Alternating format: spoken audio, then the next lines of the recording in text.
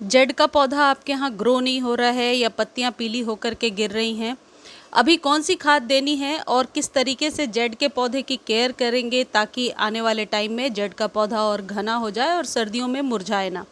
ये आज के वीडियो में मैं आपको बताने वाली हूँ कि जेड की कटिंग को कैसे ग्रो करेंगे और जेड के पत्तों को पीले होकर के गिरने से कैसे बचाएंगे। जेड एक ऐसा पौधा है जो कटिंग से बहुत आसानी से लग जाता है। तो पहली टिप ये है, जेड की कोई भी नई पुरानी सी कटिंग, बस 1 इंच की कटिंग आप अपने पौधे से ही निकाल लीजिए या कहीं से, यदि आपके पास नहीं है तो किसी नेबर से या किसी से मांग सकते हैं। बस उस कटिंग को आप सॉइल में लगाइए। अब यहाँ पर एक चीज़ ध्यान दीजिए कि 3-4 कटिंग्स यदि एक साथ आप लगाएंगे तो बहुत सारे पौधे तैयार कर सकते हैं। कटिंग को लगाने के बाद डायरेक्ट सनलाइट में रख दीजिए और जब भी ऊपरी सतह आपको ड्राई नज़र आए तो स्प्रे करके पानी दीजिए। 5 से 6 दिनों बाद कटिंग इस तरीके से ग्रो हो जाएगी। ऐसे आप 4-5 कटिंग्स लगा करके जेड के नए पौधे को अभी बरसातों में आसानी से बना सकते हैं। इसमें कोई खाद देने की ज़रूरत नहीं। अब यहाँ पर एक प्रो टिप है कि यदि आप चाहते हैं कि पौधा सूखे ना, ख़राब ना हो, जो नया पौधा है, तो डायरेक्टली इसे 5 से 6 इंच के कंटेनर में लगाइए जैसे मैंने लगाया है। दूसरी इंपॉर्टेंट टिप है, पौधा पहले से आपके पास है और सूख रहा है तो उसे कैसे बचा सकते हैं। लेकिन उसके पहले एक चीज़ मैं आपको बताती हूँ, यदि आपके पौधे की पत्तियाँ इस तरीके से हो गई हैं जैसे मेरे पौधे की दिख रही हैं, बिल्कुल सिकुड़ी हुई सी पत्तियाँ हैं और पत्तियों में जान नहीं है, क्योंकि एक सकुलेंट की वैरायटी है और इसकी पत्तियों के अंदर पानी भरा होता है। लेकिन आप देखिए इसकी पत्तियाँ कितनी सिकुड़ी हुई हैं। यदि ऐसा कोई पौधा दिख रहा है, देखिए हेल्दी जो पौधा होगा उसकी पत्तियां कुछ इस तरीके से दिखेंगी। तो सिकुड़ी हुई पत्तियां यदि दिख रही हैं तो आप समझ जाइए कि आपके पौधे में बहुत प्रकार की डिफिशियंसी है या गर्मी बहुत तेज़ है तो पानी की कमी है। तो तुरंत ट्रीटमेंट ऐसे में चालू कर दीजिए। अब तीसरी इम्पॉर्टेंट टिप ये है कि वो कौन सी खाद है जिसे सालों भर दे सकते हैं और सालों भर इसका इस्तेमाल कर सकते हैं। ये है चाय पत्ती वाली खाद। ये वही चाय पत्ती है जो घर में चाय बनाने के बाद हम अक्सर फेंक देते हैं। उसे धोइए, सुखाइए, सबसे पहले ऊपर बिछा दीजिए जैसे मैंने बिछाया है, और 3-4 दिनों के बाद जब इसी तरीके से ड्राई हो जाए, इसमें फंगस लगने के अब कोई चांसेस नहीं है, इन्हें सॉइल के नीचे दबा दीजिए। थोड़ी गुड़ाई भी हो जाएगी और चाय पत्ती नीचे तक चला जाएगा और जितनी बार आप पानी देंगे ये रूट्स तक बहुत आसानी से चला जाएगा। ये पहली खाद है, इसे सालों भर दिया जा सकता है। टिप नंबर 4 ये है कि पौधे को घना कैसे बनाएं। देखिए ऊपर की 2 पत्तियाँ यदि आप पकड़कर हटा देते हैं, यदि न्यू पौधा है तो ऊपर से 2 पत्तियां हटानी है। ये यदि पुरानी पौधा है तो 1 इंच से 2 इंच तक ऊपर से इस तरीके से कट कर दीजिए। अब इसकी कटिंग को फेंकना नहीं है, इसकी कटिंग को आप आराम से उसी गमले में या किसी भी गमले में ग्रो कर सकते हैं।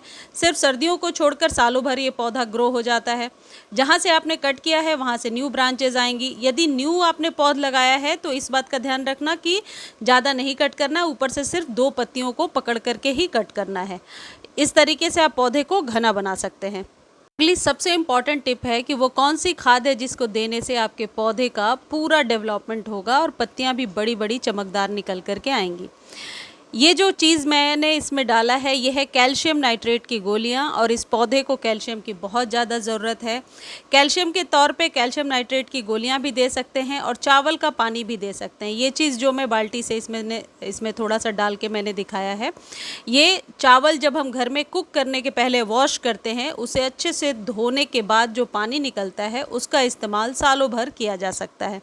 जो नया पौधा आपने लगाया है उसमें भी आप इसका इस्तेमाल कर सकते हैं। अब किसको कब रिपीट करना है, देखिए जो चायपत्ती वाली खाद है वो मंथ में 1 बार डालना है, जैसे इसमें दिख रहा है आपको मैंने डाल रखा है। चायपत्ती जो है वो 1 चम्मच भर के आपको गमले में डालना है मंथ में 1 बार। यदि 8 से 10 इंच का कंटेनर है, आप नीम खली भी 1 चम्मच हर एक 3 महीने पर आप दे सकते हैं। और जो कैल्शियम नाइट्रेट है उसके 5 से 6 दाने मंथ में 1 बार इस्तेमाल करना है। पानी में घोल करके भी दे सकते हैं, डायरेक्ट गमले में भी डाल सकते हैं।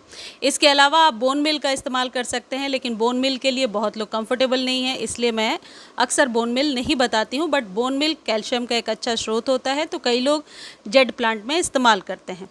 जो चावल का धोया हुआ पानी है उससे आपका जेड प्लांट घना भी होगा और स्टेम भी मोटी होती है। क्योंकि उसमें कैल्शियम का बहुत अच्छा स्रोत होता है। उसमें फंजीसाइड भी एक टाइप का होता है, जिससे आपके जेड के पौधे पर मिलीबग्स वगैरह का अटैक नहीं होता है।